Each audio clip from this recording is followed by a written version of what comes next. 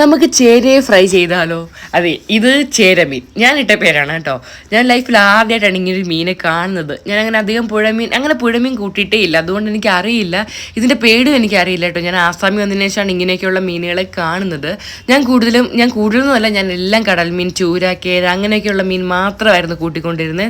വീട്ടിൽ പപ്പയ്ക്ക് പുഴമീൻ ഇഷ്ടമായതുകൊണ്ട് വരാലിനെയൊക്കെ അമ്മ വാങ്ങി ക്ലീൻ ചെയ്ത് വറുത്തഴച്ച് കറി വെച്ച് കൊടുക്കുന്നുണ്ട്. പക്ഷെ ഞാൻ ടേസ്റ്റ് ചെയ്യാൻ നിന്നിട്ടേ ഇല്ല.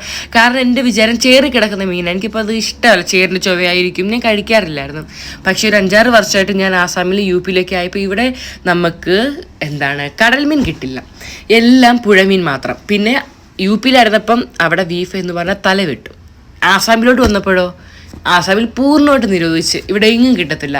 UP-യിലാണെങ്കിൽ മുസ്ലിങ്ങൾ അവിടെ ഇവിടെയൊക്കെ വെച്ച് കട്ടും ബാത്തും ഒക്കെ വിൽക്കുമായിരുന്നു, പോത്തിനെ വെട്ടി അങ്ങനെ കിട്ടാറുണ്ടായിരുന്നു. ആസാമിൽ അതും കിട്ടാറില്ല. അതുകൊണ്ട് നമുക്ക് ആകെ കിട്ടുന്ന ഈ പുഴമീനും പിന്നെ ചിക്കൻ മാത്രം കിട്ടും. അങ്ങനെ പിന്നെ പന്നിയും കിട്ടും. പക്ഷെ ഉണ്ടല്ലോ, എനിക്ക് പന്നിയൊക്കെ അറപ്പായിരുന്നു.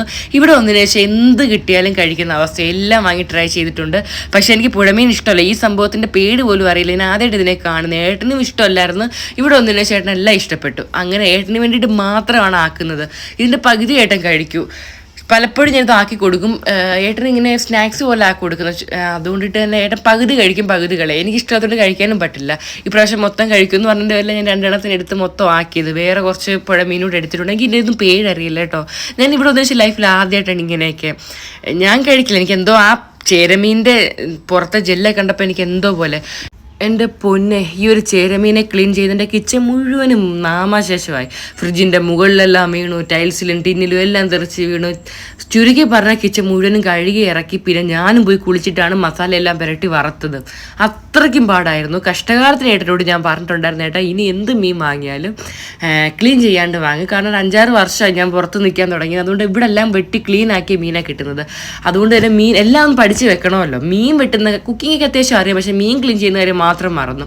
അതിനുശേഷം ചേട്ടൻ എന്ത് മീൻ വാങ്ങിക്കൊണ്ട് വന്നാലും, മീനെന്നല്ല ചിക്കൻ പോലും വാങ്ങിക്കൊണ്ട് വന്നാൽ ക്ലീൻ ചെയ്യാണ്ടാണ് വാങ്ങുന്നത്. ഞാൻ വേണം അത് വെട്ടി മുറിച്ച് വൃത്തിയാക്കി കൊടുക്കാൻ.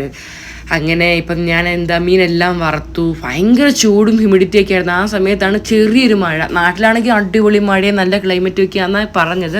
ആ ടൈമിൽ ഇവിടെ ചെറിയ രീതിയിലൊന്ന് പൊടിച്ചു കേട്ടോ. അപ്പോൾ ഞാൻ ചേട്ടനെല്ലാം വറുത്ത്. ഏട്ടൻ സീരിയസ് ആയി കണ്ടുകൊണ്ടിരിക്കുമായിരുന്നു. ഏട്ടൻ ഇത് മൊത്തം കഴിക്കുമെന്ന് തോന്നുന്നു. കാരണം സീരിയസ് തീർക്കും വരെ ഇങ്ങനെ എനിക്ക് നെറ്റ്ഫ്ലിക്സിൽ എന്തോ കണ്ടുകൊണ്ടിരിക്കും. ഇത് ഞാൻ കാണുന്ന സംഭവമൊന്നുമല്ല. പുറത്ത് നോക്കിയപ്പോൾ ചെറിയ മഴ, വലിയൊരു ആശ്വാസം തണുപ്പൊന്നും ഇല്ല, എന്നാലും ചെറുതായിട്ട് ഇങ്ങനെ പൊടിക്കുന്നുണ്ട്. നാട്ടിലിപ്പോൾ അടിപൊളി മഴയാണ്. നാട്ടിൽ പോയാലോ വേണ്ടതെന്ന് ചിന്തിച്ചുകൊണ്ടിരിക്കുകയാണ്.